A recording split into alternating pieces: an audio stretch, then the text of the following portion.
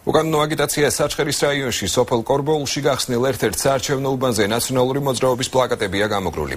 მეშვიდე საარჩევნო უბანი ადგილობრივი თვითმმართველობის ორგანოს შენობაშია განთავსებული. საარჩევნო კოდექსი ადმინისტრაციულ ორგანოებში ამ ტიპის აგიტაციას კრძალავს.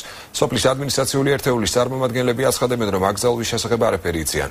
ადგილობრივ საოლქო საარჩევნო კომისიაში კი ადასტურებენ, რომ საარჩევნო უბანზე სააგიტაციო მასალის განთავსება კანონდარღვევაა და ამ ფაქტს რეაგირება აუცილებლად მოყვება. ასეთ პლაკატებთან დაკავშირებით მინდა კომენტარი. საარჩევნო კოდექსის თანახმად არ შეიძლება ადმინისტრაციულ ორგანოებში ამ პლაკატების გამოკრა, რომელიც თქვენთან არის პირველ სართულზე. ვახტანგს ესაუბრეთ ჯობია მაგასთან დაკავშირებით. ბატონო ვახტანგმა თქვა, რომ შეբულებაშია და თქვენ ასრულებთ მის მოვალეობას. არ არის კომპეტენტური ალბათ ახლა მაგასთან.